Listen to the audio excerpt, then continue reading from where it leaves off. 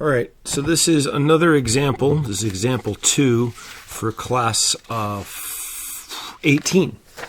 All right, so I didn't find too many great problems in various books for these rigid body Coriolis acceleration. So this one is, I think, a little bit too simple. The next example is going to be wicked long. I did try to find something that was in between, but we'll struggled with that. So anyway, this is one that's similar to that classic person on a rotating frame. I usually go as a merry-go-round, but this time it's a bridge. And you got a little dude right here, if you could see, and he's walking in what appears to be the negative J direction. And this bridge is rotating. It looks like it's starting to come back and closing, because you could see its direction down here. It's at a constant rate of omega 0.5 radians per second. So we're told that he is moving outward at 5 feet per second, and that at that particular point he's at D. Right there, he's at the distance that he has traveled. There's the distance. D is equal to 10 feet. Oh, and he also has he is running outward from the center at 5 feet per second with an acceleration of 2 feet per second squared. So he's booking it. I don't know if he wants to jump across there or something. I don't know what he wants to do. Both measure relative to the roadway. Determine his velocity and acceleration at this time. So we can interpret all of these things that are given in terms of vectors. The VREL is negative 5J, right, feet per second. And the AREL, the AREL is going to be equal to negative 2J feet per second, right, because we're considering this to be the J direction. And I guess that would make this the I direction for a right-hand rule thing. And this would be the K direction. Okay, we'll put them all up there. And its omega is going to be 0.5 K radians per second. And that's constant. Therefore, the angular acceleration is 0. And his position, let's call him the man, relative to O, is going to be also negative 10 J feet. And so that's the little dude running. So we have the velocity of the man is going to be equal to the velocity of the center of the bridge, which ain't moving anywhere, plus omega crossed with R, man, with respect to O, plus VREL. And in terms of numbers, that's 0 right here. Well, not equals. Didn't pay attention. That was 0.5 because it's counterclockwise. That's why it's positive. Times negative 10. But then we have K crossed with J again. And plus a negative 5J.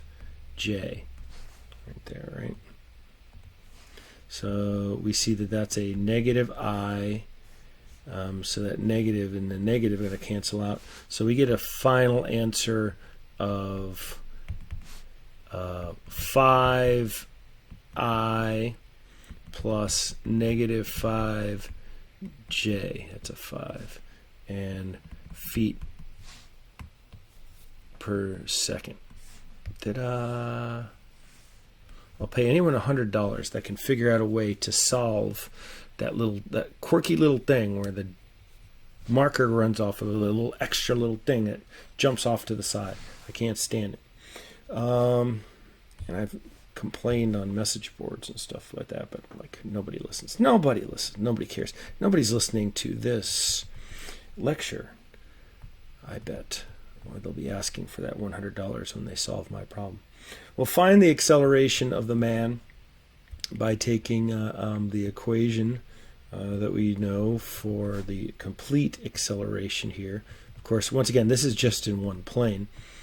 And we have if we went 3 dimension on this stuff, man, this It gets a lot more terms, a lot more things to keep track of, but it's the same ideas in there. There is some additional complications when you start to do more advanced things, but this is enough, I think, for an undergraduate level. So this is the equation right there for the complete acceleration, and so we start sticking things inside it. The center doesn't move, that's good, and it doesn't have any acceleration. That's good right there. No angular acceleration. It does rotate at a 0.5 squared. Minus 10. We got to go K. Nope, we don't. We go, this is all about J right there, right? Yes, that's correct. Okay. And then plus minus 2. That's his acceleration. He's accelerating. I should just leave those little things there. Plus 2 times my 0.5 times my relative velocity, but remember they're crossed, so we got to go K crossed with J, and that's boring. Why don't we have them crossed with something else beside that? So that's going to be a negative I. Do we get anybody else? Nope, we don't. That's it. Okay, so AM, the acceleration of the man, is just going to end up being 5 plus I plus 0.5 J feet per second squared, and that's enough for the vector answer right there. We could also get in a magnitude and angular direction if we want, but we don't know the actual angle of this thing right here at this time, so it's probably best just to leave it the way we have right here. So that's another overly simple example. The next example is going to be a lot more fun. You'll really enjoy it, those of you that want to watch that sort of thing. Maybe there'll be guitar at the end of that one. Do you think? Maybe. I don't know. Thank you for listening, kind viewers.